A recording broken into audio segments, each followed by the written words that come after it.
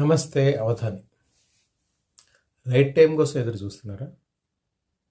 చాలామంది టైం రావాలి, టైం కలిసి వస్తేనే మేము ఈ పనులు చేస్తాం అంటూ ఉంటారు.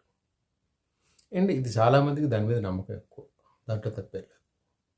కానీ రైట్ టైం కోసం ఎదురు చూడడం ఏం చేస్తుందంటే సాగదీతగా అలవాటు చేస్తుంది.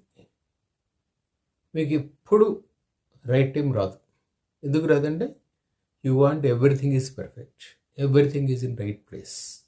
అప్పుడు ఏమవుతుందంటే ఒకదానికొకటి లింక్ అయ్యి అన్ని రైట్ కండిషన్లో రైట్ ప్లేస్లో ఉండడానికి it takes longer time. Sometimes అసలు ఇది రానే రాదు.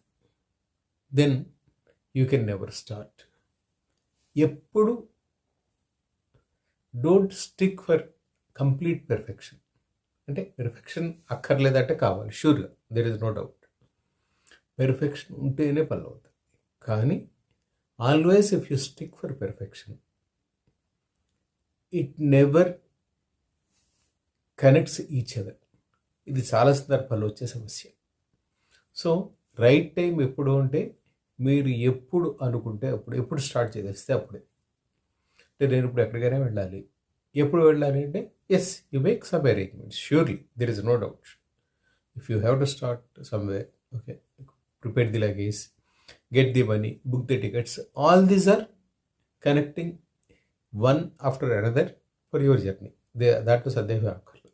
కానీ అదే సమయంలో మీరు కనుక ప్రతిదీ పర్ఫెక్ట్గా ఉండాలి అనుకుంటే ఈ పెర్ఫెక్షన్లో మీరు స్టార్ట్ చేయడం డిలే అయిపోతుంది. ఎంత డిలే అవుతుందంటే మీకు అర్థం కానంత. కొన్ని సందర్భాల్లో మనం దీన్ని స్టార్ట్ చేయాలా, ఎందుకు ప్రయత్నం అనే నిరాశ వచ్చేటంతగా ఇది అవుతుంది. So just plan accordingly. Okay, మీరు ఒక పని చేయదలుచుకున్నారు, ప్లాన్ అకార్డింగ్లీ. అన్నిసార్లు సింక్ కాకపోవచ్చు, కొన్ని మిస్ అవుతాయి ఖచ్చితంగా. ఒక 7-8 దాంట్లో ఇష్యూస్ ఉన్నప్పుడు 7-8 ఇష్యూస్లో 1-2 కాస్త పారామీటర్స్ తగ్గుతాయి. ఓకే, మీకు వెళ్ళడానికి ఒక 10,000 కావాలి, 10,000 ఉండకపోవచ్చు, 8,000 ఉండొచ్చు, 6,000 ఉండొచ్చు. Accordingly adjust your this one, but start without any delay. The moment you delay it goes on.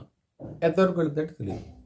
ఇందాక చెప్పుకున్నాం కదా, కొన్ని సందర్భాల్లో ఎంతవరకు వెళుతుంటే యూ ఫీల్ ఇట్, అరే ఇది ఇప్పుడు అవసరమా, can we do this, can we do that, అరే పోర్లే తర్వాత చేసుకుందాం. ఈ తర్వాత అన్నమాట మిమ్మల్ని ఎక్కడి వరకు తీసుకెళ్తుంది అంటే అది ఈ రోజా, రేపా, ఎల్లుండా అంటే తెలియదు. It goes on. రోజులు గడిచిపోతే, వారాలు గడిచిపోతే,